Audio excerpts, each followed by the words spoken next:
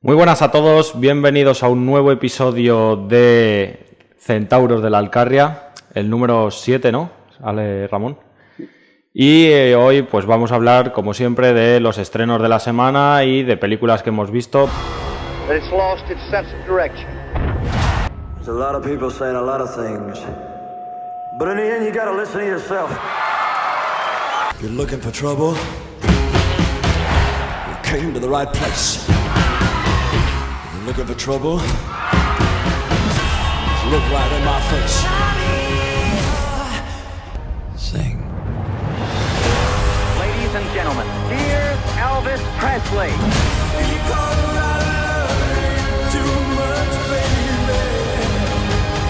Vamos a empezar por la que Ramón nos ha dicho que puede ser la película del año, que es Elvis. Se la ha tirado gorda, ¿eh? Yo creo que puede ser verdad porque tampoco está siendo un año lleno de éxitos, ¿no? De taquilla, pero Bueno, cuéntanos. Yo vi el otro día Elvis, es una película que dura 2 horas 40 minutos, una película larga, y desde luego quedé deslumbrado, ¿no? Baz Luhrmann es un director que todos sabemos que tiene una estética un poco mareante. En esta película, como en la mayoría de sus películas, pues no para de mover la cámara, los planos son muy cortos, menos de 5 segundos, con una cámara que nunca está quieta, que siempre está moviéndose, utiliza picados, contrapicados, pantalla partida, planos grúa, todos los recursos cinematográficos posibles los utiliza.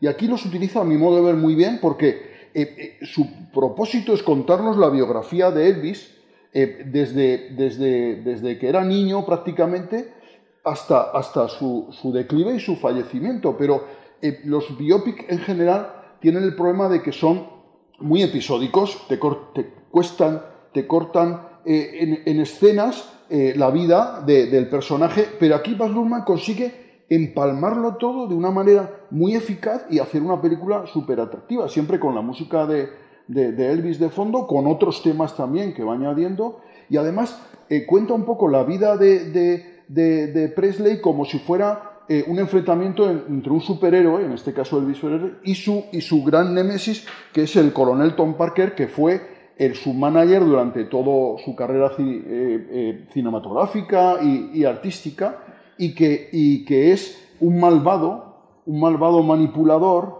que evitó por su beneficio propio que, por ejemplo, que Elvis actuara fuera de Estados Unidos. Elvis salió de Estados Unidos para hacer la mil en Alemania y ya no volvió a salir más por culpa del coronel Parker, ¿no?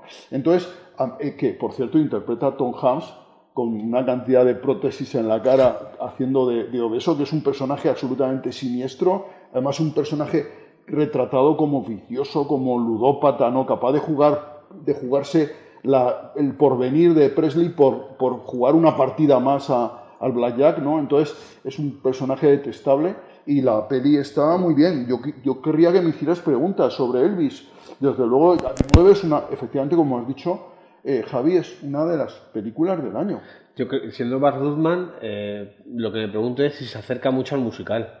No, es un musical, pero es también un drama, ¿no? O sea, tiene la suficiente música como para decir que es un musical, pero el suficiente drama como para decir que es un drama, ¿no? O sea, que no es una película y siempre el musical está integrado en la historia.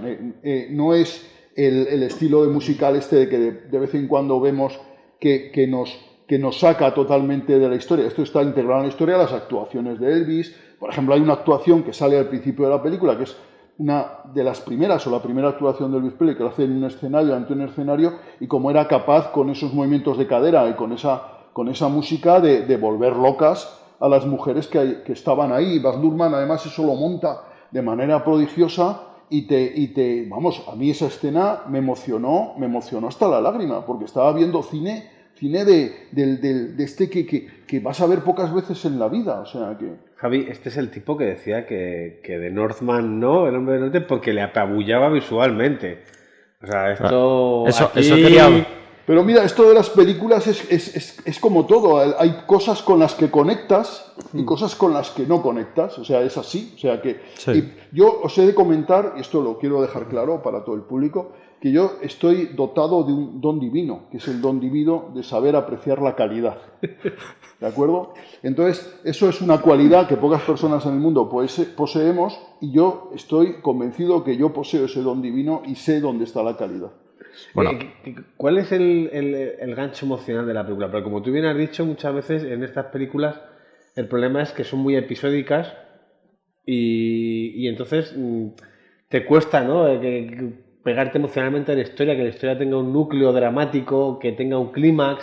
Claro. Yo creo que está muy ¿Cómo bien, lo hace para engancharte? muy bien montado el guión, porque en realidad es siempre ese enfrentamiento entre Elvis, que es presentado como un auténtico genio que sabe extraer porque él era de una familia muy humilde, que su padre estuvo en la cárcel y vivieron en un barrio negro, siendo el trash white, ¿no? La basura blanca, que vive en un barrio negro, y él se impregna de la música negra, del gospel, del soul, y eso él lo adapta, lo traslada, lo moderniza, ¿no? Y ese personaje, diríamos, que pues lo típico, que además luego vemos que cuando tiene éxito, pues le salen un montón de parientes y todos viven de él, o sea, que se ve en la rueda esa de hámster, de que tiene que trabajar mucho para mantener a todos los que dependen de él, ¿no? Y para mantener un nivel de vida que de pronto él mismo se ha creado, ¿no? Eso, por un lado, ese personaje, diríamos, un poco víctima, y siempre el coronel Tom Hanks, ¿verdad? Siempre detrás de él, comiéndole la oreja para que haga lo que él quiere, ¿no? Manipulándolo, ¿no? Entonces, ese juego entre el personaje bueno y el personaje malo funciona muy bien a lo largo de la trama y la articula muy bien. Pero lo que dices es que hay un poquito en la geografía, ¿no? En presentar a Elvis como el bueno o... Sí, yo creo que hay un poco en la geografía, pero a mí eso, fíjate tú que podría ser chirriante, pero a mí me gusta. O sea, que a mí me gusta. O sea, yo creo que la verdad es que Baz Luhrmann consigue darle también un tono social a su película, porque de fondo tiene la historia de Estados Unidos, de fondo tiene con los grandes sucesos que ocurrieron durante la corta vida de Presley, ¿no? Y tiene esa historia contada, y cómo Presley era un hombre comprometido por sus orígenes humildes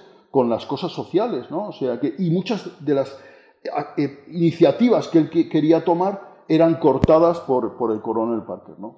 Bueno, has dicho que utiliza prácticamente todos los recursos cinematográficos que se pueden utilizar. Todos los que tú imagines y más. Y es una película de 2 horas 40.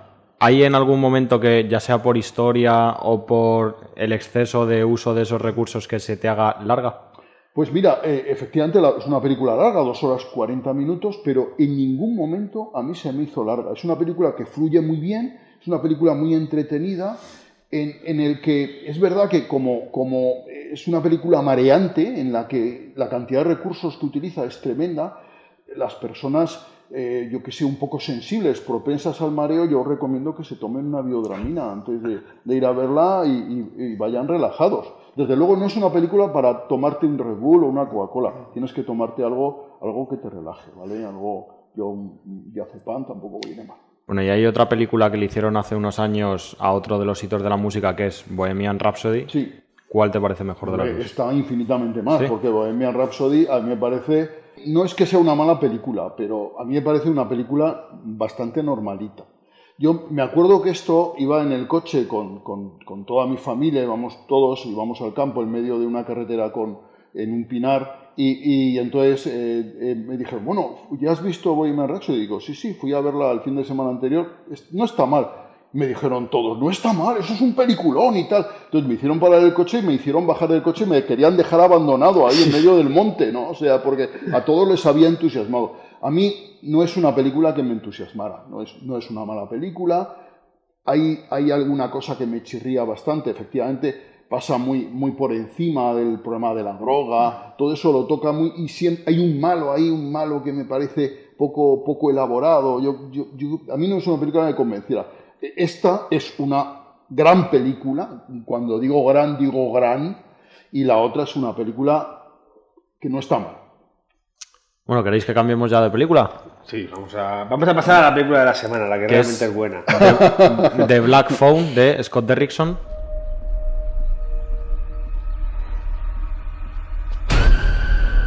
¿Te gustaría ver un truco de magia? Sí.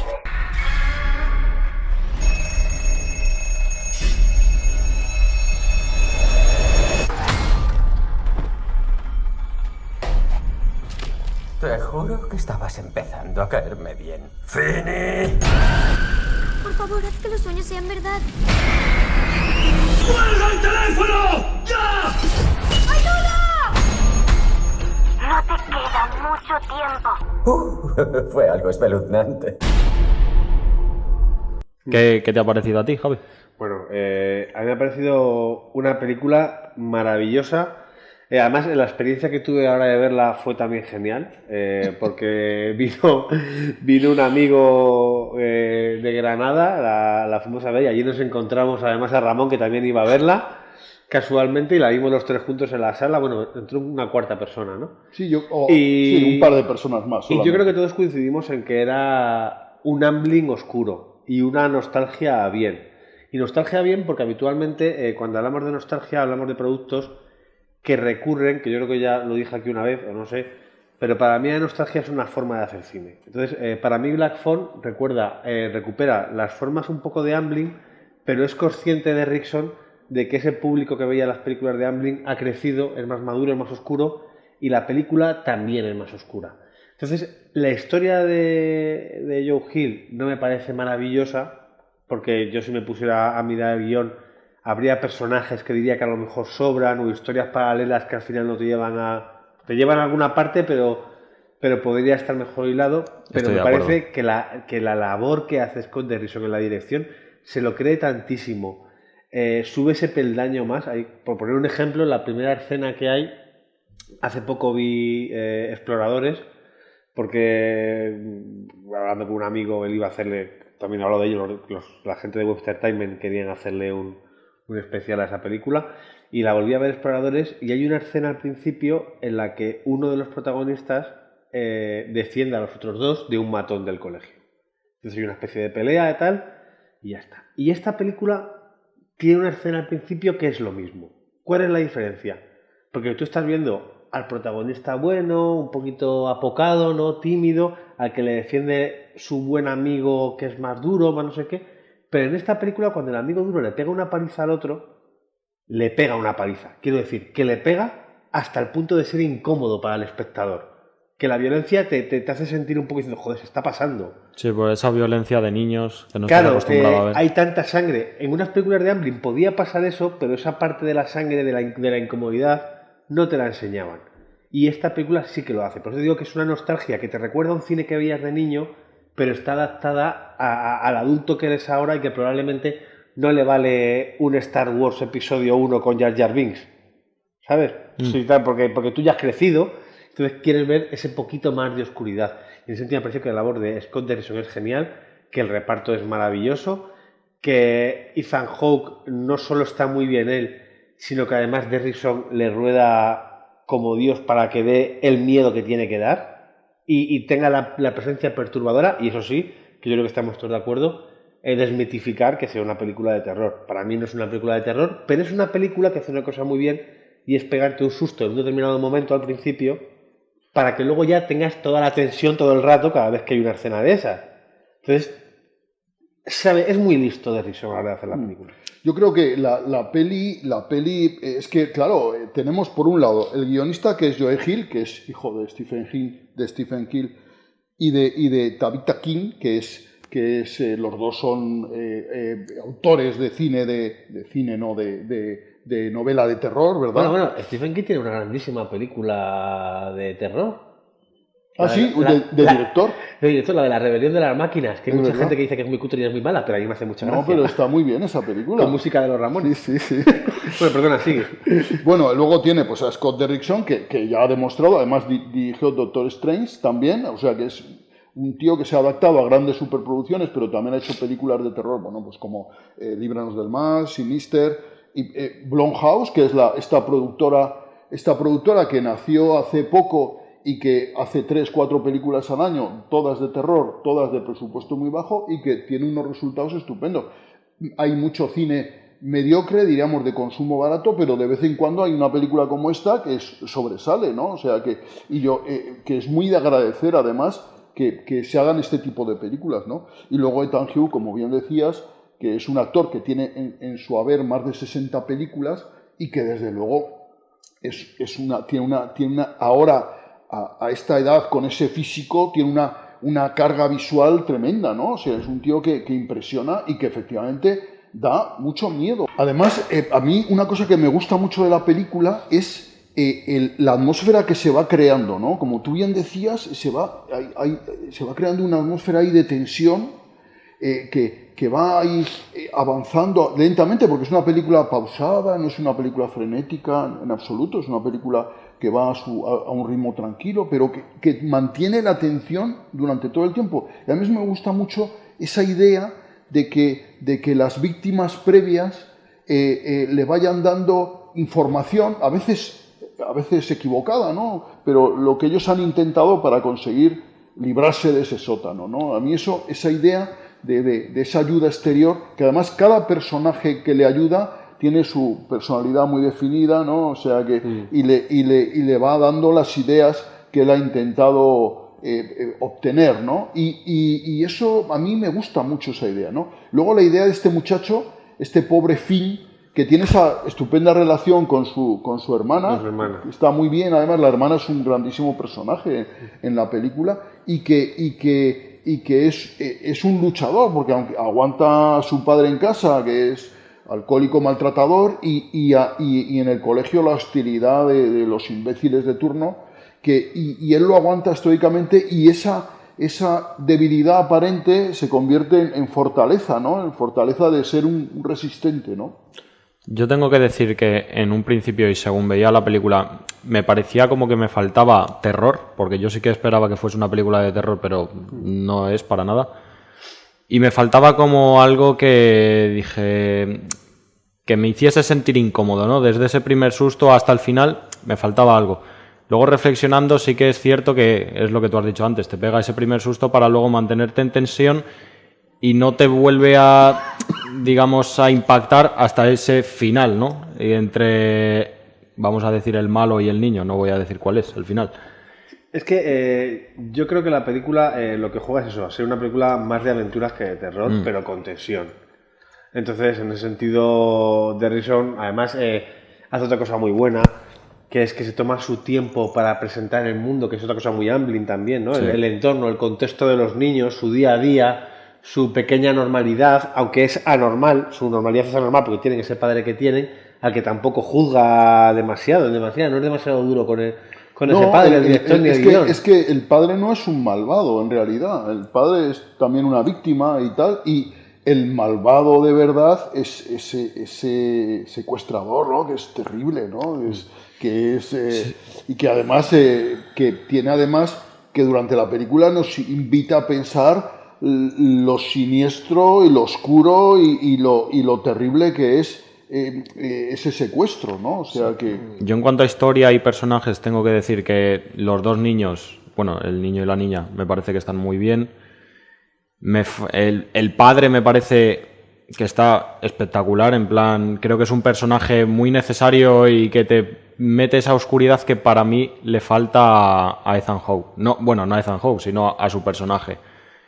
Durante toda la película me falta como algo más de oscuridad que te haga sentir incómodo. Es que el personaje de Ethan Hawke da para un spin-off, o sea, da para que nos cuenten más de él, ¿no? Sí. O sea que es que yo creo que en la película hay una cosa a la que juega, y es que a que tú imagines que el personaje de Ethan Hawke tuvo un padre como el padre del protagonista. Creo que es que Derrison juega a eso, a que tú veas cierta relación entre el personaje protagonista y el malo de la historia, que uno podría evolucionar a otra cosa. Yo creo que la película se mueve en dos niveles, ¿no? Un nivel realista, ¿no? Que es toda la trama de la vida del niño, los secuestros, y luego un nivel paranormal, ¿no? Que son los sueños de la niña, esas llamadas que recibe él en el teléfono negro. Y eso a mí me parece que se complementa muy bien, o sea, que diríamos que podemos ver esas dos. Claro, por supuesto lo paranormal no tiene una explicación, además no se le puede buscar una explicación lógica, ¿no? Como tampoco los sueños de la niña, ¿no? A mí me gusta mucho cómo están combinadas las dos cosas y me parece una buena película. Y lo que tú decías es una película que no es para un público de terror. Es una película que puede ser para cualquier público. El problema es que habrá mucha gente que la considera cine de terror y en consecuencia cine despreciable, hay mucho cultureta por el mundo, y no vaya a verla y se pierda en una estupenda película, ¿me explico? Otra cosa que te voy a decir es que, por compararlo también, lo que es a nivel productora, es una película Blumhouse que es disfrutona, que describe muy bien a los personajes con pinceladas, sobre todo ese padre que empieza siendo un ogro y que vas entendiendo con 4 escenitas un poco lo que le pasa y cuál es su drama, y que no es una película que sea tan ambiciosa en cuanto a su texto como a lo mejor son las de A24, ¿no? Con la X que hemos hablado, que hacen cine de terror que tiene mucho más subtexto. Esta es pues, una peli muy disfrutona y muy bien dirigida. A mí me hubiera faltado un poquito potenciar a Ethan Hawke, que hubiese sido algo más oscuro, más perverso en esas apariciones, porque me faltaba un puntito, porque al final a mí por lo menos me parece un estupendo actor. A mí me da mucho miedo esperando ahí sentado en esa silla, al final de la escalera. A mí ahí, ojo. Eso sí, pero las veces que baja lo que es el sótano, me faltaba un puntito, ya no te digo, joder, no te digo que vaya a pegarle o algo, sino un puntito con el diálogo o algo que fuese más oscuro. Se lo juegan todo al efecto de la máscara, creo yo. Porque hacer otra cosa a lo mejor habría sido caer en acercarse mucho a Múltiple, la de Shyamalan. Y a mí me recuerda también por momentos a It, porque es ese sí. payaso, digamos, con globitos. Luego la niña cuando sale con la bici sale con el chaleco amarillo. Sí, es que es lo que te decía, que tienen homenajes a Stephen King, supongo que por ser quien es Joe Hill, yo creo que sí. que tiene pequeños homenajes, detalles, lo de los globos y el payaso es que es un cantazo. Sí. Hombre, es que lo del payaso, vamos, bueno, es mago, en realidad. Es mago, no es payaso, pero es mago. Pero vamos, que es lo mismo al final. Sí. Oye, los globos negros es una cosa muy siniestra, ¿eh? A mí, si lo piensas, un globo negro es una cosa que da muy mal rollo. Es otra cosa del guión que te extraña, ¿no? Que pasas por alto, porque yo creo que él lo plantea como una experiencia emocional de divertimento, entonces tampoco tiene sentido sacar la lupa para buscar los detalles, ¿no? Pero que haya un tío con una furgoneta llena de globos negros por ahí circulando por el pueblo ese y que no, en el mismo barrio además, a los niños. Y que nadie haya visto la furgoneta negra que pone Magia González, pues eso, yo qué sé, es un poco claro, raro. Igual que yo me la juego a lo que queráis, a que el personaje de ese hermano, voy a dejarlo así, ese hermano, me parece muy raro cómo lo introducen en el segundo acto y me juego lo que quieras a que en la sala de montaje hay alguna escena de ese hermano en el primer acto, porque es uno de esos fallos que de repente dices, ¿qué pinta este tío aquí? Sí, que sale muy abrupto, sale ahí de la nada. A capón. Pero son cosas, en serio, aunque parezca que la estamos dando cera, es que la peli funciona muy bien pese a eso. O sea, pese a eso, no te cuesta aparcar esas cosas y disfrutar una película que emocionalmente es muy efectiva. También creo que al hermano le podrían haber potenciado un poquito más, ya que le metes, haberle potenciado un poquito más, no que sale en 2 ocasiones. Claro, es que la peli dura 102 minutos. O sea, yo creo que la vocación de esta productora es que hacer películas disfrutonas y cortas, que no sean largas. Es que para mí tiene la duración perfecta. O sea, hacer pequeñas películas. La idea de Blumhouse es hacer pequeñas películas, pequeñas en formato, en presupuesto e incluso en calidad. O sea, no, aquí el afán no es hacer la gran película de terror de la historia del cine, ¿no? Sino hacer una película bien hecha, lo mejor hecha posible y que sea, pues, como dices tú, disfrutona, que ahora es un término que está muy de moda. Sí. Y luego además hay un recurso también que tiene la película al no sacar más a Ethan Hawke, y es que tú solo le percibes como le percibe el niño. Claro. O sea, tú solo le ves cuando le ve el niño y le ves como esa cosa peligrosa que hay. ¿Sabes? Si a lo mejor te lo hubieran sacado en su día a día, en su relación con no sé quién, en su trabajo, ya estarías empatizando con él y yo creo que Scott Derrickson quiere que lo veas solo como el hombre del saco y punto. Eso es, la peli está mirada desde 3 puntos de vista. Un punto de vista importante, que es el del niño, el de Finn, un punto de vista de su hermana, y luego un algunas escenas muy cortas desde el punto de vista de los policías, de todos esos investigadores, pero no tiene más puntos de vista. O sea, porque, de hecho, si os dais, por ejemplo, esa pelea que hablabas cruel al principio de la película, está vista desde el punto de vista de Finn, que la ve de lejos, se acerca y tal, y todo eso está... O sea, que la peli está mirada desde esos 3 puntos de vista, y entonces, claro, la mirada de ese niño secuestrador es la mirada que tiene de su secuestrador. O sea, su secuestrador lo vemos a través de sus ojos, ¿no? Y por ejemplo, toda la investigación o los sitios que se van viendo son a través de esa niña y las pistas que va dando, ¿no? Yo creo que desde ese punto de vista la peli está muy bien planteada también. O sea, que es una peli que tiene valores cinematográficos, aparte de que el calificativo disfrutona, es una película disfrutona, pero tiene valores cinematográficos estupendos. Si es la dirección, La dirección está muy bien. Es lo que la eleva, porque yo creo que cada plano que hace, cuando el niño hace cosas en el sótano, igual, ¿no? Hace cosas en el sótano que tú dices, si te pasa a dices, ¿cómo no se da cuenta? Y además mucho cámara en mano, que te mantiene muy inquieto todo. Sí, que cada plano está rodado con una intención, y cada cosa está rodada con una intención para generar algo, no está hecha por hacer. Y luego creo que hay 2 momentos puntuales del guión que te levantan también mucho la película, que son 2 momentos humorísticos que tiene la niña. Sobre todo el segundo, cuando es el intento de rezar, es que tampoco voy a hacer spoilers, ¿no? Sí. Pero dirigiéndose al Altísimo te levanta mucho la película en esos momentos. Y... A mí hay otra escena que me encanta, que es cuando intenta salvarle al principio, no sé si se considera spoiler. En la pelea. En la pelea. Ese momento es el del banquillo, ¿no? Que sí, el banquillo. El momento del banquillo. No vamos a decir más, pero eso es un momento estupendo, ¿no? Porque ahí se miran el malo y el niño malo y la niña, y los dos, pues bueno, ya están en el banquillo y se miran. Y a mí ese momento me encanta, porque es colosal, efectivamente. Sí. Estoy de acuerdo. Bueno, ¿queréis comentar algo más sobre esta película? No, yo creo que hemos hecho un repaso, ¿no? Hemos hecho una buena disección. Muy recomendable, yo creo que coincidimos. Mucho, sí. ¿De cuál quieres que hable ahora? Empieza a hablar, dime. Quiero que hables ¿de una sobre... francesa? ¿Quieres hablar sobre la francesa primero o la quieres dejar para el final? Hay 2 francesas, ¿no? Hay 2 francesas hoy. Bueno, 3 si contamos la del gatito. La del gatito yo creo que te voy a dejar para la semana que viene. Bueno, Promesas en París. Lo que está haciendo es intimidarnos. Buenos días, señor. ¿Le parece algo democrático? Discúlpeme, Respóndame. señor Espósito, le recuerdo que no pinta nada aquí, porque en cierto modo, cuanto más se degrade el barrio, más baratos podrán recomprar los apartamentos. No hay nadie que pueda hacer más que el alcalde. ¿De qué tiene miedo exactamente? ¿De demostrar ambición? Me pensaba que eras diferente, pero estás dispuesta a vender a tus padres por el poder. Queremos celebridades, no piratas de la política. No estoy aquí para decirles que hay que luchar, sino para decirles que vamos a ganar. Hablamos de Promesas en París. Hablemos. Es una película francesa de Isabelle Huppert, ¿no? Ese es el esto. ¿De qué va? Pues nos cuenta una alcaldesa de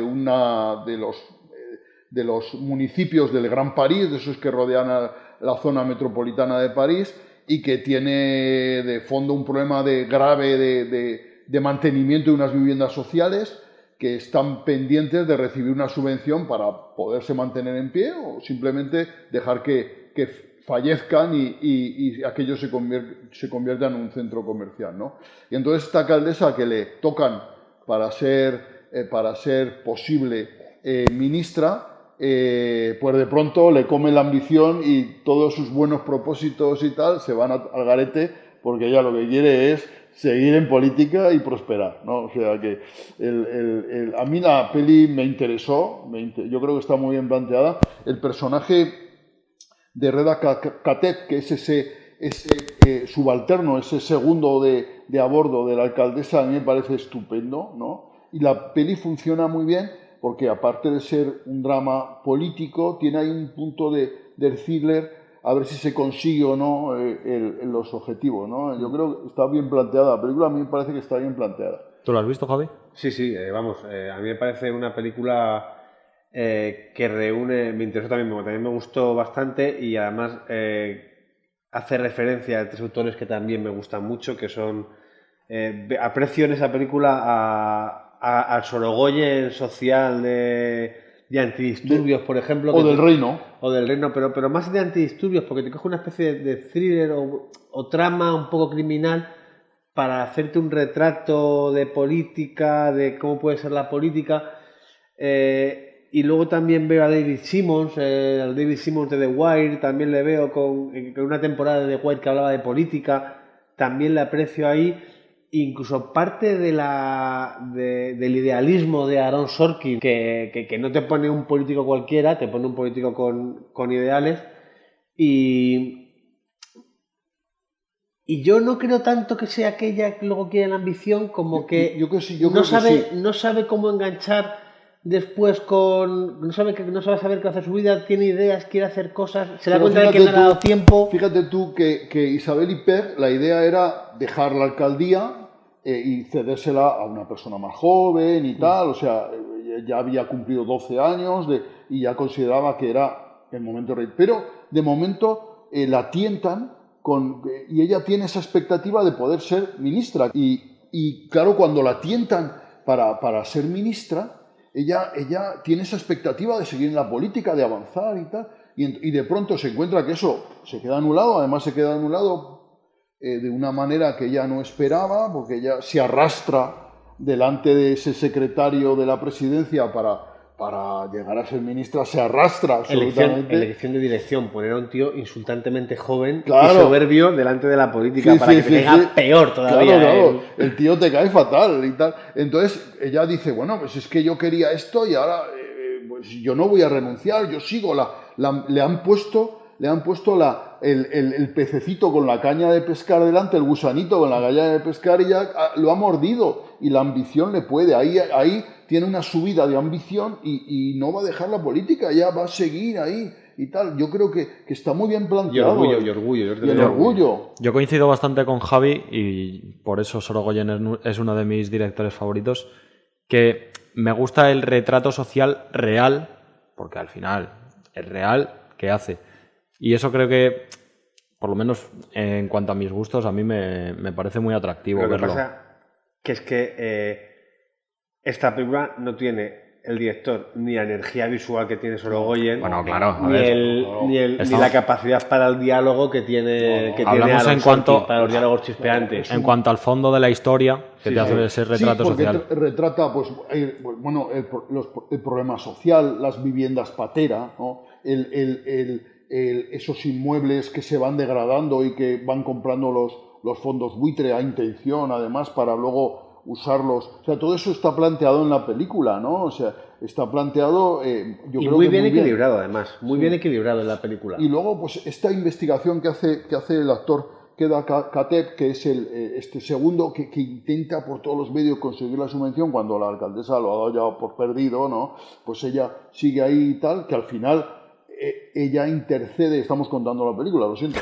Bueno, pero no lo digas no lo cuentes tan expresamente. Claro, pues ella al final hace, pero lo hace por su propio interés, por su propio interés. Yo no creo que ella, sí, a lo mejor tiene un fondo ahí social, pero ella es capaz de mentir, es capaz de traicionar, es capaz de todo por la ambición. Mira, yo que me digas que no es ambiciosa, Isabel Huppert, te recuerdo, fue la que en la película de Haneke le metió cristales en el bolsillo a un pianista, coño. O sea, no te olvides. No le guardes rencor por lo que hizo en otra película. Hombre, claro, yo sí que le guardo rencor, eso no lo olvidaré. Que creo que la diferencia al final de la película... Pianista, por cierto, la pianista, sí, creo que la diferencia de la película al final, de aquel, cuando hablábamos, ¿no? cuando os hablaba de los referentes, es que coge algo de Sorogoyen, pero luego tienes a David Simmons y a Aaron Sorkin. David Simmons siempre te va a coger... De todas maneras, eres demasiado... Pones un listón demasiado alto para pensar que el director, que es Tomás Kuritov, ha cogido esas referencias. Yo estoy seguro que sí. Sí. Se lo he preguntado otro día, llamé por teléfono. Bueno, Víctor, ¿qué has hecho aquí? Víctor, cuéntamelo. Víctor. No, porque al final todos tenemos referencias. Y es lo que te digo, tienes a un David Simmons en The Wire que siempre suele ser a lo mejor más pesimista, más que te acaba las cosas más realistas, y Aaron Sorkin siempre es más utópico, es más idealista en sus finales. Entonces, esta película al final te acaba diciendo, el director apuesta por un modelo de los dos, Y yo creo que es la gracia de la película que te presenta para que el espectador, no digo, voy a recular un poco. Víctor no me quiso aclarar quién era su referente. Bueno, yo hablé con espectador... Rodrigo Sorogoyen el otro día y me dijo que no la había llamado para nada. Christoph Este no la había llamado para nada. Por cierto, ya sabes que yo para que la gente se haga una referencia más que nada de lo que estamos hablando. Conozco a Rodrigo porque fue en Málaga, ganó con su película Stockholm y tal, y luego ha ido varias veces más a Málaga y lo hemos visto y luego en Los Feroz, como está nominado también. He tenido la oportunidad de hablar varias veces con él. Y no solamente es un magnífico director, yo creo que actualmente es el gran director del cine español, ahora y la gran promesa, es una persona muy joven además, y que además ha hecho Madre, que es una película que a mi modo de ver está infravalorada, es una grandísima película, y por supuesto su serie Antidisturbios a mí me parece una obra magistral. Sin lugar a dudas. Y Rodrigo Sorogoyen reúne la condición además de que es muy buena persona, o sea, que es que un tío excelente y súper amable y que además siempre nos agradeció de que recuerda que una de las primeras críticas que recibió por Stockholm fue las nuestras, luego del grupo de amigos que nos reunimos en Málaga, y que fueron muy positivas, ¿no? Y que eso lo recuerda él, fíjate, con cariño. Aprovecha, ¿no? Y dile que algún día que se venga aquí a hacer una entrevista. Hombre, yo no tengo contacto directo con Rodrigo, pero podríamos intentarlo. O que me llame a mí para alguna película. Bueno, avanzamos. ¿Vamos con alguna otra película o qué? ¿Cuál quieres hablar? ¿De la Brigada de la Cocina? Bueno, la Brigada de la Cocina es drogadura, eso es drogadura. ¡Una tempura y un canelón! El polvo de hibisco le aportará acidez. Prefiero el vinagre balsámico. Si forma parte de mi equipo, acatará las reglas. Pero les ha gustado. No se trata de eso. Sí se trata de eso cuando uno es chef. Me largo, no me faltará trabajo. ¿Recuerdas que me diste una tarjeta? Sí, hola, soy Katy Marie. Vale, ya me llamas tú. ¿Y el restaurante? ¿El lugar con encanto? Sí, es aquí, en el centro de acogida. ¿Cómo dices? Son menores a la espera de documentación. Inmigrantes. Lo disfrazamos un poco. Bienvenido al centro. Si necesitas cualquier cosa, llama a mi puerta. Buenas noches. ¿Me oyes si hablo así? No, casi nada. Nada de nada. ¡Qué infierno! ¿Ha visto la cocina? Estoy sola para 70 cubiertos. Si necesita ayuda, dígaselo a los chicos. A ellos les encantará. ¡Estamos aquí! No puede ser. ¿Pero cuántos hay? Ya te lo he dicho, están muy motivados. Las tablas allí, cuchillos y peladores aquí. ¿Qué es un pelador? No saben hacer nada. Exacto. Play that song again. That sweet, sweet song again. El trasero, la cabeza, lo quiero así, ¿de acuerdo? ¿Qué es esto? Es un estilo que... No es un estilo, está sucio. Ser chef es un trabajo muy laborioso. ¿Y eso qué significa? Significa que es complicado. Véndeme el tataki de ternera. La eterna encrucijada entre tierra y mar es un estallido de sabores en el paladar. Va a ser una pesada. Lo sé, va a ser una pesada. Mira, La Brigada de la Cocina estamos en otra película francesa, es de estas... yo he titulado, yo siempre pongo una especie de subtítulo a la película, ¿no? Y esta he puesto el subtítulo Comedia social sobre cocina que produce emesis. ¿Vale? La ¿Qué es la emesis? Es el vómito, ¿no? El vómito. Entonces, efectivamente, mira, es una peli que vi el tráiler y decidí no verla después de ver el tráiler porque sabía positivamente que no me iba a gustar. Lo que pasa es que al final me llegó la promoción para verla y no pude evitar por mi cinefagia. El cinéfago sabe que incluso que ve una cosa podrida encima de la mesa, pero se la toma porque es así, o sea, es como el glotón, porque es incapaz de no comérsela, ¿no? Entonces yo me la comí y efectivamente pues el tráiler no engaña, el tráiler te dice que la película es bochornosa y efectivamente sí, todo en la película es chirriante, es penoso, la película trata un tema social y además tiene ese carácter buenista y ya parece, además con eso parece que te dé pena o te dé vergüenza hablar mal de la película, ¿no? Porque dijo que una película es tan buena, que habla de unos niños que son venas, que encuentran su camino gracias a la cocina, hay una cocinera un poco peculiar, todo esto que te cuenta, ¿no? Pero es que, primero, yo no me creo que estos menas, que son adolescentes, sean tan dóciles. Es que los adolescentes normales y corrientes, no menas, no son nada dóciles. Estos no tienen por qué ser más dóciles que los franceses comunes, ¿no? O sea que a mí eso me chirría una barbaridad. Y bueno, y luego, por supuesto, la protagonista carece absolutamente de carisma y, desde luego, su actuación es indescriptible. Indescriptible. Entonces, personajes falsos, situaciones tontísimas, de verdad, de estas chirriantes que está mal. A mí no me gusta meterme con el público, pero sí con el director. Parece que el director haya hecho una película para tontitos. Por favor, de verdad, a veces es insultante lo que estamos viendo, ¿no? A mí es una película que me ha parecido, como habéis comprendido, mala. Y yo diría como La reina de corazones, que le corten la cabeza. Creo que no te ha gustado. Van por ahí los caminos. Bueno, ¿a ti qué te ha parecido? Yo es que después de lo que ha dicho Ramón no tengo que decir nada más. No tienes que agregar nada más. Coincido con lo que ha dicho, lo único que lo hubiera dicho más sutil. Pues yo he sido generoso. Sí. He sido generoso con esta película. Encima maquillas con tus palabras, dices émesis. He maquillado lo que de verdad opino. Dices émesis, a lo mejor la gente no sabe lo que es émesis. Por eso. Pero luego ya lo dices. Yo no lo sabía. Yo voy a romper una lanza a favor de esta película. Creo que hablamos de una película que pertenece a un género en sí mismo, que es el del buenismo, el de las historias positivas.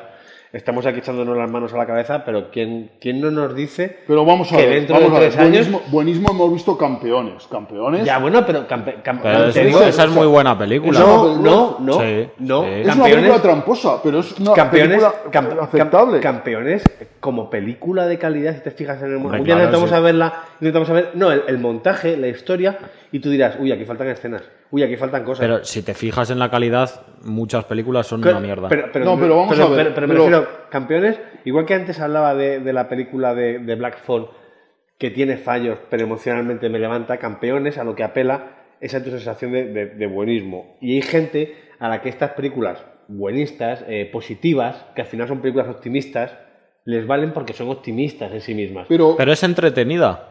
Es entretenida, consigue sus objetivos, no chirría, que este tipo de comedias, el problema es que te chirríe, porque si te chirría se descompone la película. Es como Intocable. Intocable es una película que es del mismo estilo, ¿no? Estilo buenista, no sé qué, presenta personajes muy contrapuestos, no sé qué, pero es una película que se mueve bien y que no chirría. Y que en ningún momento no te la crees y que bueno, pero esta, por favor, esta es como levantar un ataúd.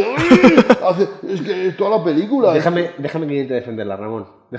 Bueno, voy a intentar estar callado. Vamos a darle paso. A ver, tú tienes esta película, ¿no? Que es una película que es optimista, buenista. Y que tú le ves los costurones. Pero ¿quién te dice a ti que dentro de 3-4 años, como pasó con La familia Bélier, no llega a Estados Unidos, le hace un remake con otros actores y gana un Oscar? Porque es lo que pasó con La familia Bélier. Con Coda. Con Coda. Entonces, yo no estoy diciendo que sea una buena película. Estoy diciendo que es una digna representante de un subgénero de películas optimistas o positivas. Perdona, pero es que no es una digna representante de películas optimistas, es un bodrio. No, esto no está a la altura de Campeones, de Coda o de Intocable, no. Esto es una película que está a un nivel muy inferior. Yo sorprendentemente coincido con Ramón. Yo creo que al que le guste muy bien, este tipo... me gusta, Javi, que entres en razón. Por fin, poco a poco, ¿no? Yo creo que a la gente a la que le guste este subgénero de películas, igual que hay gente que le gusta el subgénero Woody Allen, y Woody Allen tiene mejores películas o peores, igual que hay gente que le gusta el subgénero de superhéroes y así mejores y peores, pero al que le gusta el subgénero le va a gustar. Creo que la gente a la que le guste este subgénero de películas de positivismo, de buenismo, creo que esta película le va a gustar. Además, tiene los clichés que probablemente a nosotros nos ponen nerviosos de las películas francesas, de cierto histrionismo galo en algunos momentos. ¿Qué gracia tiene que salga la protagonista dándole golpes a una máquina de café? Y eso se supone que debe ser gracioso, ¿no? Pero qué gracia tiene, es que además el humor metido con calzador en la película es tan ridículo que no hace gracia a nadie. Pero hace más gracia Black Phone con el Jesús no me jodas que...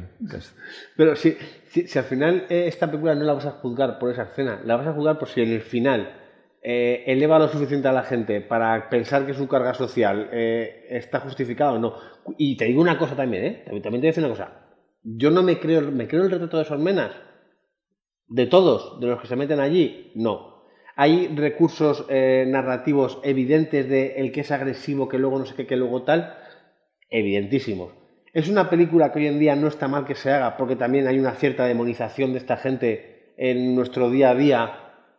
Pues oye, pues ya que les demonizan por un lado, que por otro lado no saquen ni nos digan, ni nos recuerden que también puede ser buena gente, pues chicos, pues tampoco está tan mal, ¿no? ¿Tú qué crees que hace algún favor a los Menas hacerles una película en la que salen como los niños más dóciles del mundo? A mí es que eso yo creo que desvirtúa la realidad, desvirtúa incluso el propio mensaje. Pero es que estas películas siempre juegan a eso, siempre juegan a coger un personaje antipático que por lo que sea llega a un entorno de gente, pues como lo que hacía Campeones. En el fondo el viaje que hace esta cocinera es lo que hace el viaje del protagonista de Campeones. Un tío antipático que en su trabajo está fastidiado porque es una persona horrible, que llega a un sitio de gente que está idealizada, que en Campeones también están bastante idealizados los chavales, no será tan fácil como te lo pintan en Campeones todo, y que él descubre que tiene sentimientos y que ayuda a esa gente a seguir creciendo, que se llevan todos a seguir creciendo. Sí. Ese mismo viaje lo hacen en esta película, pero con una cocinera y con Menas. Sí, pero... ¿Está idealizado? Sí. Vivimos en un subgénero, es un subgénero, o incluso un género, ya no sé, que juega con esas reglas, también. ¿Que no te gusta? A mí personalmente, insisto, no me iría al cine a ver esa película, pero no me iría a ver esa, y cuando vi Los chicos del coro, tampoco te creas que me convenció y fue una cosa, pero yo entiendo que es que mis gustos personales no van por ese tipo de cine, pero veo esa película y no la veo tan lejana de otras, la veo un peldaño por debajo, sí, porque Campeones, también el humor es muy difícil ver aunque aquí nos quieran vender películas que la película francesa del año, la comedia, no sé qué, a mí pocas comedias francesas me hacen gracia. Todas las películas francesas que se estrenan en España han sido la comedia del año, la película del año, vista por 10 millones de espectadores en Francia, todas. Todas. Con lo que estaba diciendo Ramón en cuanto a Campeones o Intocable, en esas dos películas ves la evolución del personaje. Yo creo que es que esta, aparte de hacérsete aburrida, se te hace monótona. En esta lo que pasa que el personaje, cuando hay un momento que está mal o pobremente explicado, que es como, pero bueno, en American History X, os voy a hablar que no entra en este subgénero, pero sí que habla de cambios de personajes que yo no entiendo. Todos hemos visto American History X, ¿no? Edward Norton, un racista nazi, revienta a un tío la cabeza contra una acera. Y luego va a la cárcel, se echa un amigo negro y se vuelve. Le meten a la cárcel y está la lavandería, te meten un fundido encadenado y ya es amigo de un negro y ya sale, ya se ha curado. Ya está curado, sí. Peliculón, notas altísimas.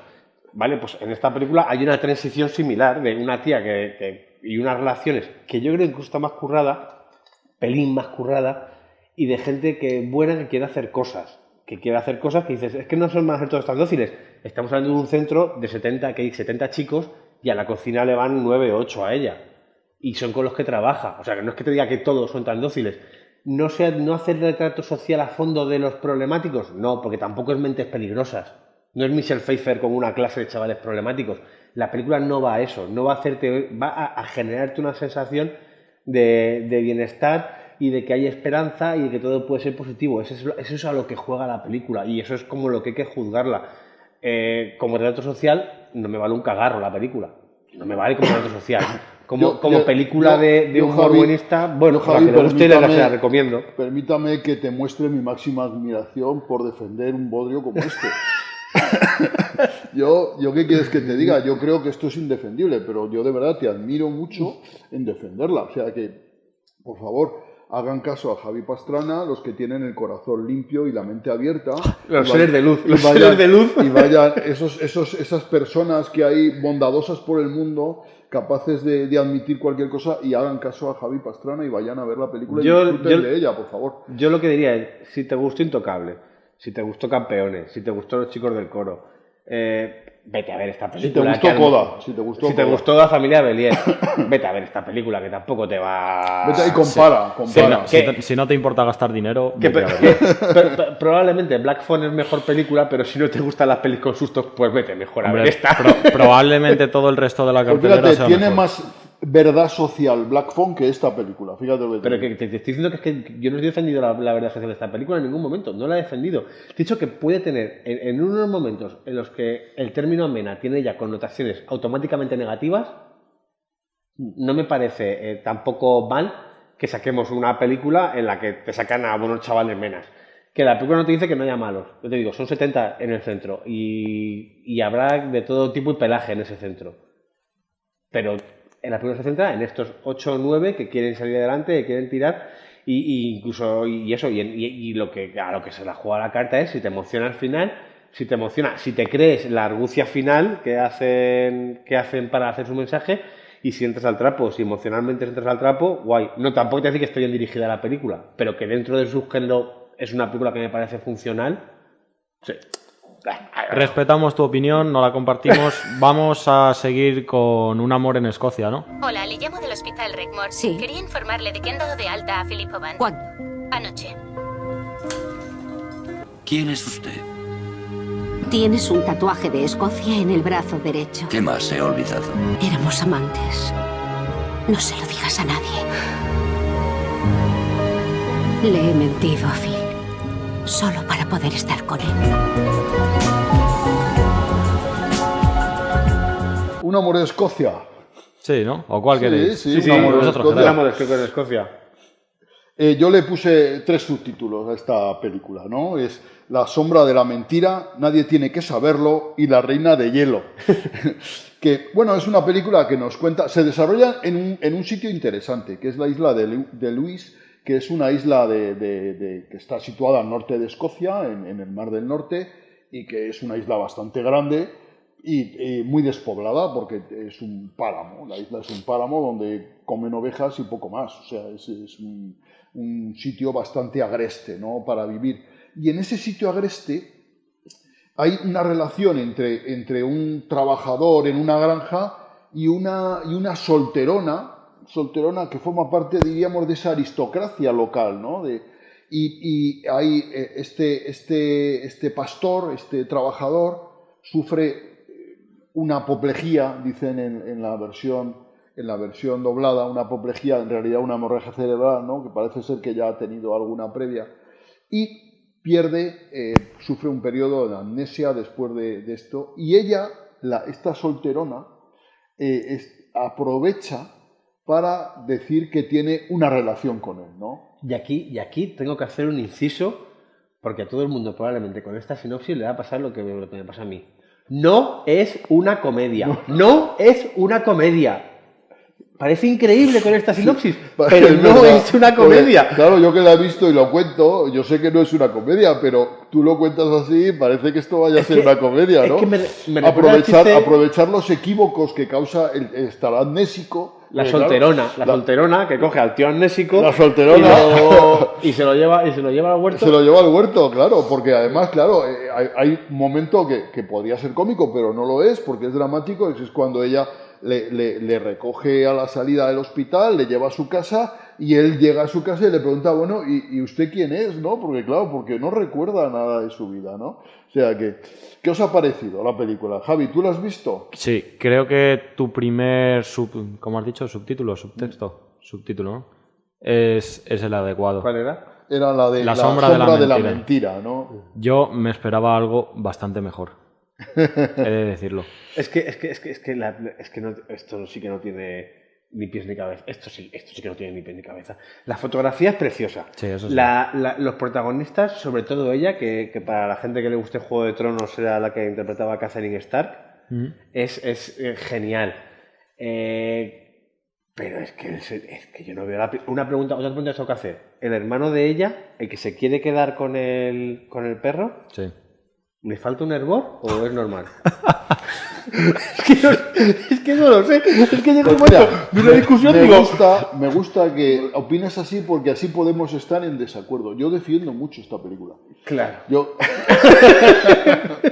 Porque esto es un género, yo lo entiendo. Para mí es el claro ejemplo de que una película bonita, sin una buena historia, con coherencia y atractiva detrás, se te queda en poco. Pero a mí, fíjate, efectivamente la historia es muy sencilla, porque yo creo que luego los derroteros que sufre la película son los esperables, o sea, tampoco mucho. Pero a mí me gusta mucho que es una película llena de sentimientos soterrados, de sentimientos que no se cuentan, que no se divulgan, Ramón, pero que están ahí. Que no por poner una escena de un páramo y un tío callado ya te vale, porque soy de sentimientos. Coño, pero a soterrados. veces sí, porque a veces ese tío callado y ese páramo te transmiten muchas cosas, ¿no? Es la fotografía lo que te lo transmite. Sí. Tú ves una fotografía de un tío en una playa de esa de Escocia, sentado en la playa, y tú te empiezas a imaginar lo que estará sintiendo ese hombre y dices, madre mía. Claro, pero eso es una foto, eso no es una película. Bueno, pero eso es cine, coño. El cine es esa capacidad de transmitir sentimientos, ¿no? Y a veces se transmiten con el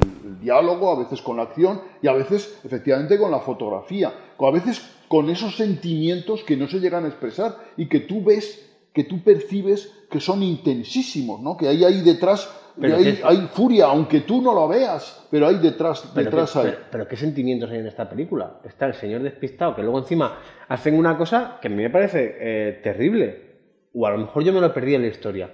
O sea, pero ¿no os gusta este amor otoñal, este amor que es tan intenso, tan bello? Ya, pero que no hace falta jugar la carta de que el tío está amnésico también. Ella le puede dar un chungo que ya le recoja... Y se hagan amigos a base de que claro, no tiene a nadie, pero mira, se hagan amigos y se enamoren. Pero tiene una explicación. Ella podría haberle entrado y haberle dicho, oye, estás como un queso, me molas cantidad. Pues que guapo no es. Nos hacemos novios. Pero bueno, pero a ella le ponía el asunto. Joder, podía ella haberle entrado así. Pero es que ella es la reina de hielo. La reina de hielo, conocida por su frialdad tradicional. La única manera que ella encuentra para entrarle a este señor barbudo que no está precisamente cachas, la única manera es engañarle y decirle, oye, que tú y yo éramos novios y tal, que nos lo montábamos juntos sin que nadie lo sabía. O sea, la única manera de entrarle, porque si no es por esa circunstancia, ella hubiera seguido siendo la reina de hielo. Y a mí eso me gusta.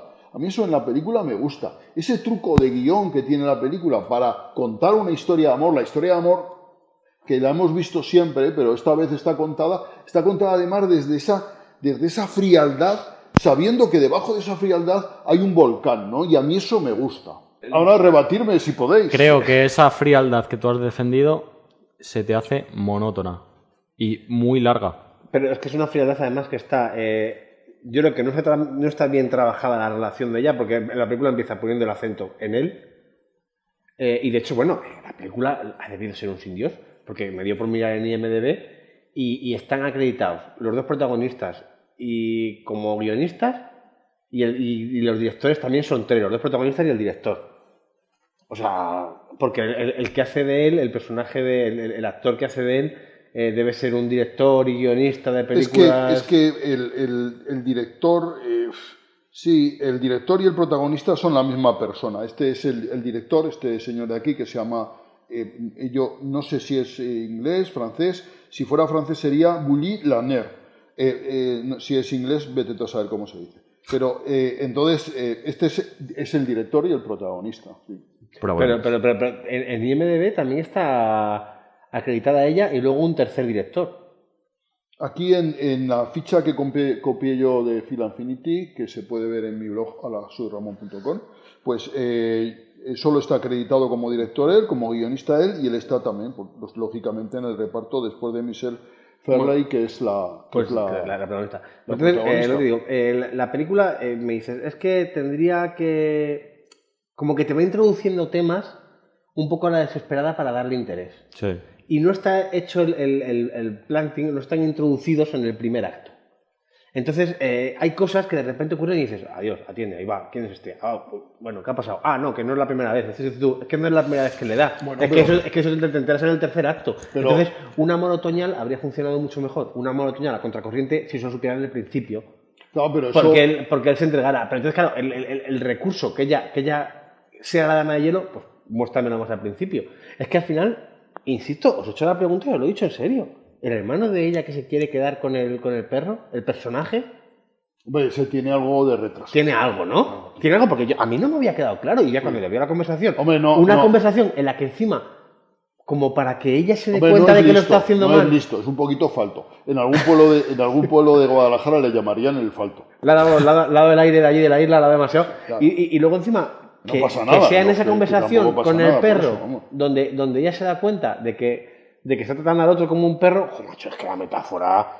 Pues una vez más, te voy a decir como antes, por ser coherente, al que le gusten estos dramas intensitos, intimistas, pues esta película probablemente, como Ramón, que tiene un gran corazón, probablemente esta película le valga mejor que Black Phone y que La Brigada de la Cocina, porque como a mí no me ha funcionado, pero es verdad que se ve y es súper bonita. Y es más sugerente la fuerza de las imágenes. Coño, pero y la cara... me la estás defendiendo. Te estoy diciendo las dos cosas. Que hemos dicho que la fotografía... Visualmente es muy que la fotografía bonita. es más sugerente. Es la fotografía lo sugerente. Todo lo demás de la historia, macho, como me Es ponga a dar las bonita, vueltas... Bueno, es bonita, pero para mí le faltan los recursos que tiene Black Phone o que puede tener Elvis, porque es una película que te quiere representar mucha frialdad y como muy intimista y muy, no sé, de relación turbia, y la mayoría de planos son planos súper abiertos, súper generales, y todos los diálogos es plano medio. Es que le falta para mí fuerza con recursos Bueno, porque también. es otra película diferente. Y entre La Brigada de la Cocina y esta, ¿cuál te quedas, Javier Pastrana? Yo estoy más cerca de la... Esta está mejor rodada en cuanto a fotografía, tiene mejores intérpretes, pero dentro del subgénero al que pertenece cada una, me parece que La Brigada de la Cocina es más efectiva en su subgénero y que esta es más efectiva y que esta es menos efectiva. Aunque tenga mejor fotografía y mejores actores, creo que es menos efectiva dentro del subgénero al que pertenece. No hay color. Yo me quedo con Un amor en Escocia también. Querido público, no hay color. Esto no hay color, por favor. Es que la otra no me gustó nada.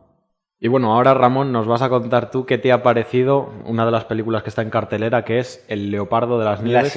La segunda película del año, lo que ha dicho, que está muy cerca de Elvis. De Elvis, sí. No he dicho eso en ningún momento. Bueno, es la Panthère de Nies, que a mí me gusta decir, como sé algo de francés, me gusta decirlo en francés. Es de Marie Amuré. Esta película le dieron el César, que es como el Goya español, el Goya francés, a mejor documental, ¿no? Y a mí, yo esperaba, la verdad es que yo soy muy amante del género documental y yo esperaba cuando es un documental de naturaleza, entonces yo esperaba cuando fui a ver la película, pues imágenes apabullantes que te mostraran. Además está rodada pues en el Tíbet, en ese paisaje agreste donde las temperaturas son heladoras y tal, y donde la supervivencia es muy complicada. Yo pensaba ver una película que fuera visualmente tremenda, ¿no? Y me encuentro de pronto que tiene una voz en off que yo creo que es el peor.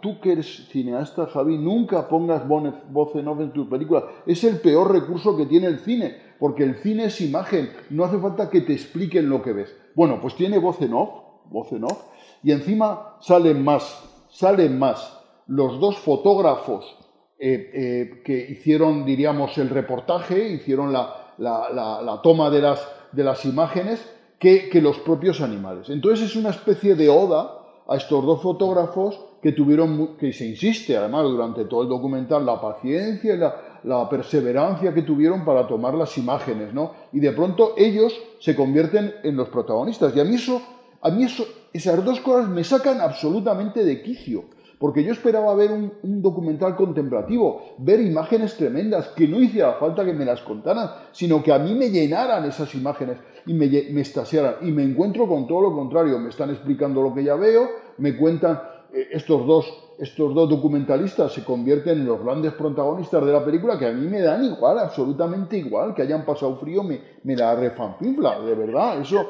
¿qué más me da? Que hayan tenido que esperar un día o 10 días para grabar una escena de un felino corriendo por las estepas. A mí eso me da absolutamente igual. Es peor que cualquier documental de National Geographic. Si queréis ver un buen documental, mejor dicho, no un buen documental, mejor que este, quedaros a la hora de la siesta viendo los documentales de la 2 y disfrutaréis más que viendo este auténtico bodrio, ¿verdad? Y os lo dice un gran experto en documentales. Es que tenía que quitarse los Yo, con lo que has dicho de la voz en off... ¿Qué opinas tú de la voz en off? Y ojo con lo que dices, ¿eh? Sí. Porque te puedo declarar anatema inmediatamente. Estoy de acuerdo que la voz en off sobra totalmente si te pones una voz en off y estás viendo a los personajes. Si estás viendo a los personajes, no me pongas una voz en off, porque ya les estoy viendo. Si es una verdadera voz en off que tú estás viendo... No, perdona. No, es que no estoy sabiendo explicarlo. Nunca tiene sentido, nunca. Porque si tú quieres contar algo que lo tienes que decir con voz en off, no lo cuentes.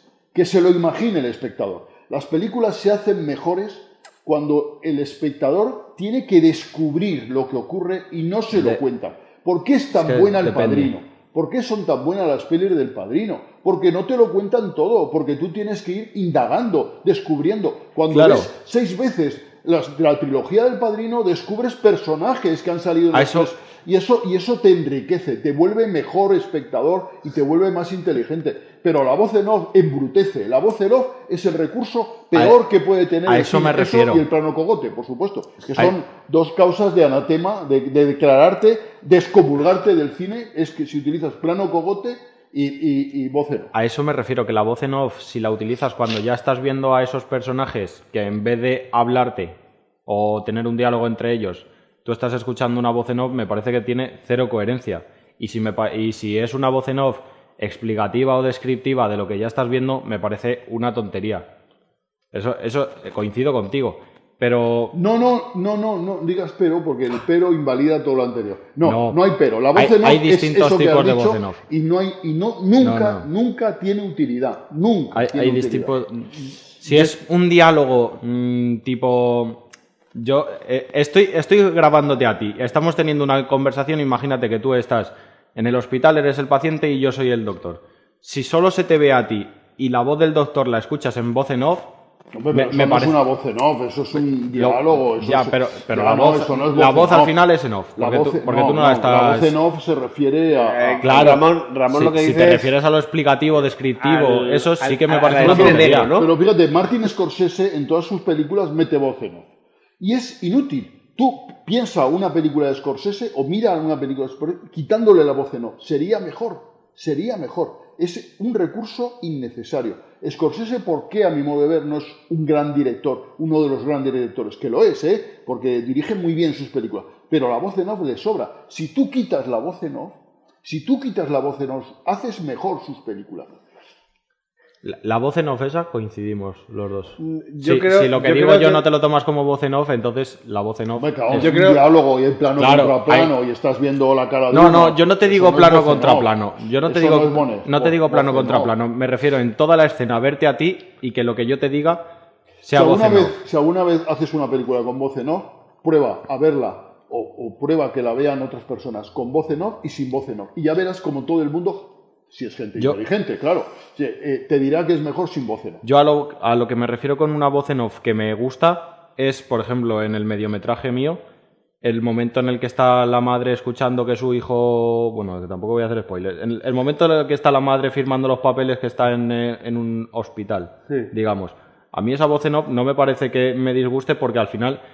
No deja de ser un diálogo, pero tú no ves a esa persona. Bueno, pero eso no es voz en off. Eso no es el concepto de voz en off. Es voz en off, es voz en off, pero es lo que te digo. No es la voz en off que estamos criticando. No, el voz en off... O sea, yo creo que sí que es verdad que la voz en off empleada para explicar algo que podrías explicar visualmente... O descriptiva, claro. Es un recurso que empobrece. Porque al final lo que estás haciendo es tapar una incapacidad para contar con imágenes algo que deberías poder contar.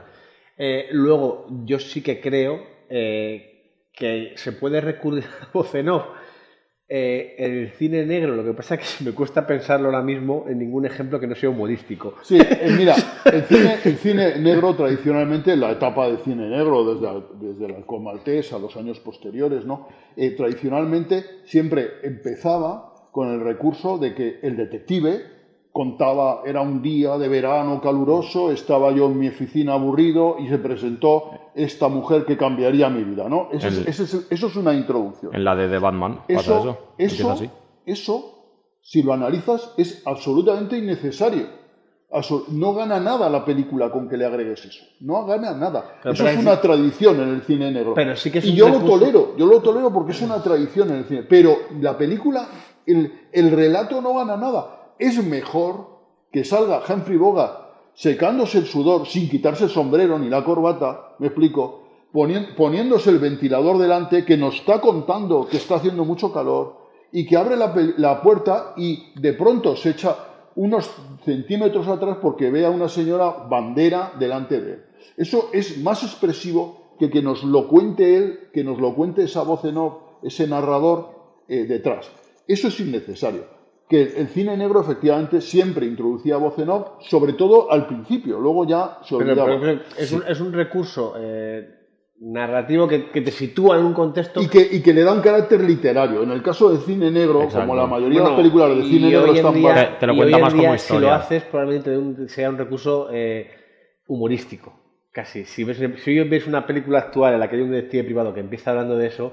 Tú ya te sitúas en el contexto de una comedia. Claro, porque esto hacer parodia de... Entonces, claro, por eso. Luego, Martin Scorsese. Tú, Ana, cógete la peli más conocida de Martin Scorsese, uno de los nuestros, cógetela. Y no se puede eliminar la voz en off, o sea, está ahí, no la puedes eliminar. Pero tú intenta imaginártela conforme la ves sin la voz en off. Sería mejor la película. Yo en eso coincido de que abusa muchas veces de voz en off. Bueno, el casino igual, te agobia ahí contándote lo que estás viendo todo el rato. De manera innecesaria. Imagínate al revés, El Padrino con voz en off. Joderían la película. Claro, pero es que no es la misma película. Es que Scorsese... No, son películas diferentes, porque una es mejor y otra peor. Pero incluso por ritmo, Scorsese no juega a lo que juega Coppola en El Padrino. Scorsese juega a una película que va pum, pum, pum, pum, pum.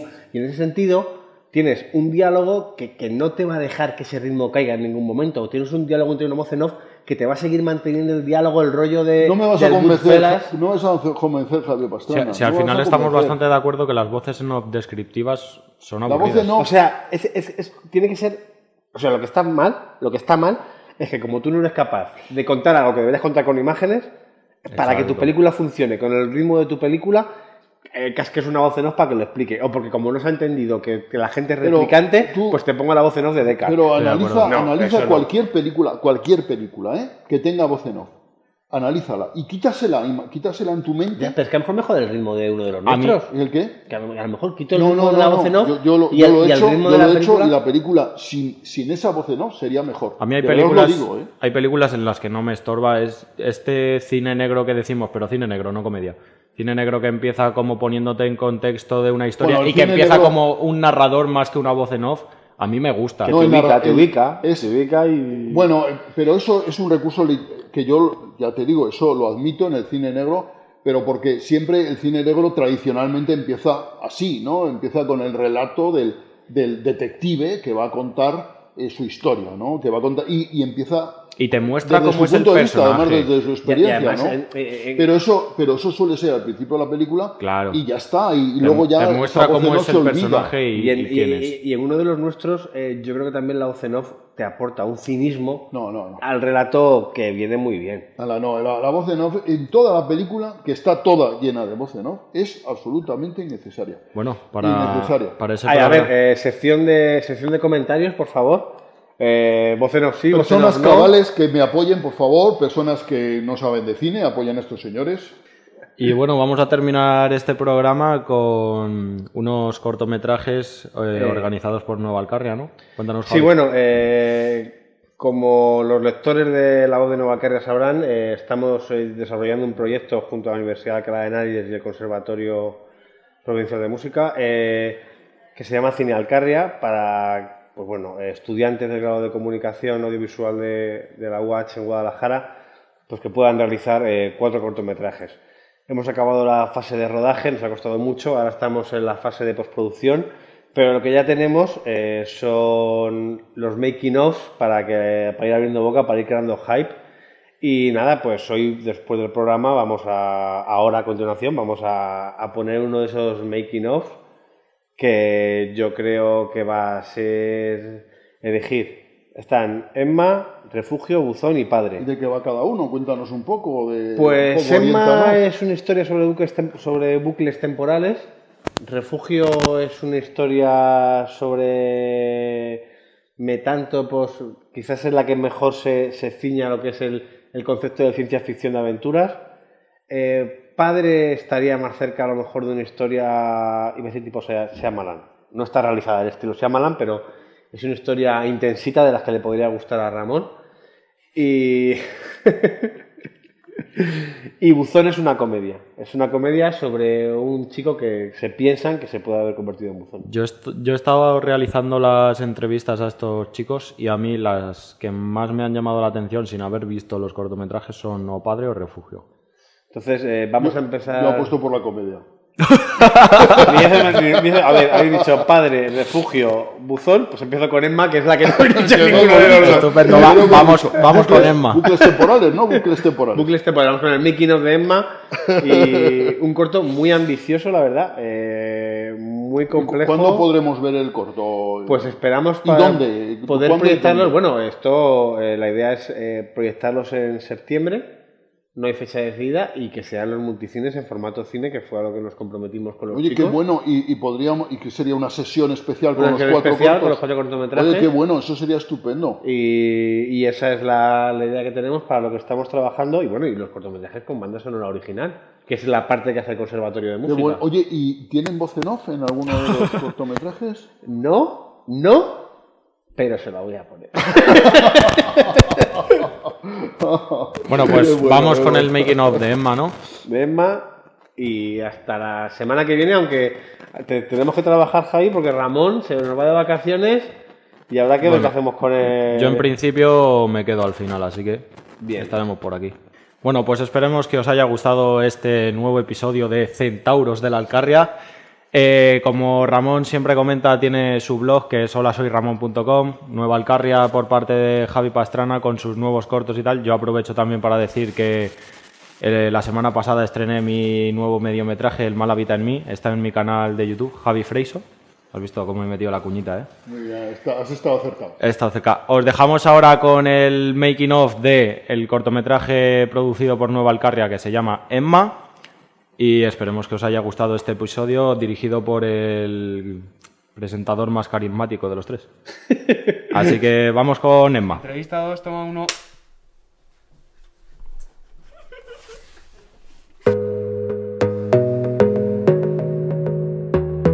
El corto trata sobre una serie de bucles y de un misterio aún sin resolver. Bueno, pues la premisa empezaría con una chica, Emma, claro, que por alguna razón se ve que está atrapada en el mismo día con los mismos acontecimientos y quiere resolver el misterio quiere saber por qué está atrapada en un bucle que ocurre en ese día. Y esa es una premisa que yo veo bastante interesante, porque ya el resto se resuelve. Que tampoco podemos hacer un spoiler. Claro.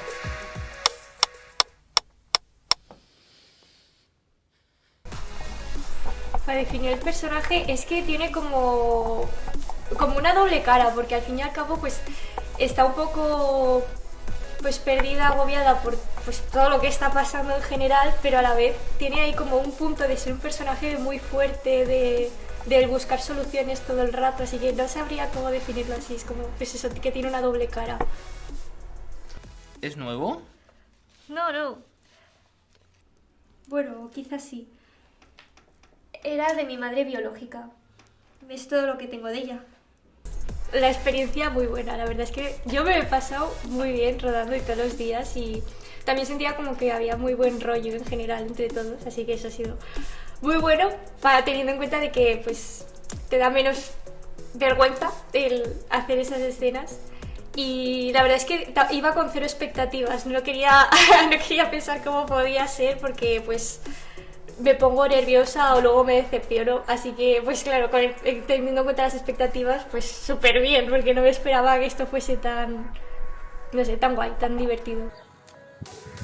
Acción.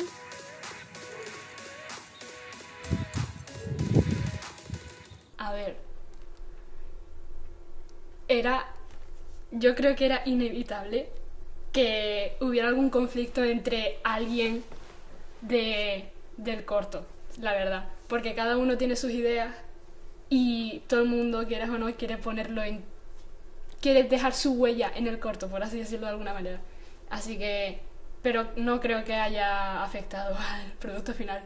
Bueno, verdad. al fin y al cabo, como ha dicho Ana, al final somos mucha gente de equipo, entonces todo el mundo quiere aportar su granito de arena y quiere también pues compartir sus opiniones. Pero claro, aunque queramos incluir todas las ideas, siempre hay que elegir pues la que más conviene. Entonces ahí sí que ha habido un poco de roce, pero yo creo que el resultado va a ser el mejor. Sí, porque, no creo que afecte en nada. Claro. No pretendemos engañarte. Siempre hemos querido lo mejor para ti.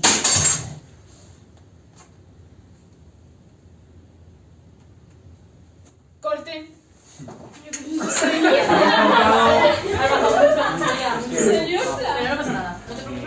Estamos en primero de carrera y nunca antes habíamos trabajado en un proyecto así. Entonces yo tenía bastante miedo, pero a mí la experiencia me ha gustado. He aprendido mucho y bueno, yo creo que Ana también ha vivido mucho, ¿no? O sea, la verdad es que yo no me esperaba que gente que no conocía de nada tuviera en tan poco tiempo tanta confianza con todo el grupo y todo eso, y que te apoyaran en cada momento. Y la verdad es que me ha gustado bastante, me gustaría volverlo a repetir. ¿Lo sabías? Lo sabes.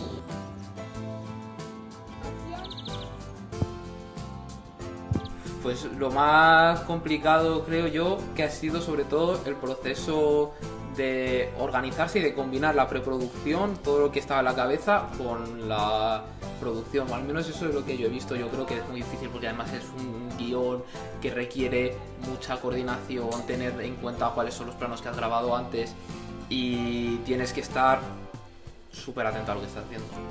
Bueno, en general la experiencia es como lo más cercano que yo por lo menos he tenido de momento al cine en general como tal, más profesional, teniendo en cuenta que los trabajos que solemos hacer es mucho más amateur y aquí pues hemos contado con un equipo relativamente decente. No solo equipo técnico, o sea, las personas, cada grupo se encargaba de una cosa, realización, producción, teníamos sonido, tenemos cámara en ancho, que es el mejor del mundo. Así que la verdad que ha estado increíble. Sí, se ve que es muy rico, o sea, es que no sé, es incomparable a un sketch casero, es súper enriquecedor, apenas un montón.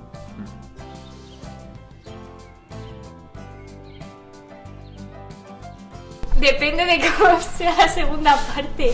No sé, me gustaría saber cómo termina la historia como tal. O sea, por saberlo yo, luego cómo quedaría grabado y todo eso, no sé.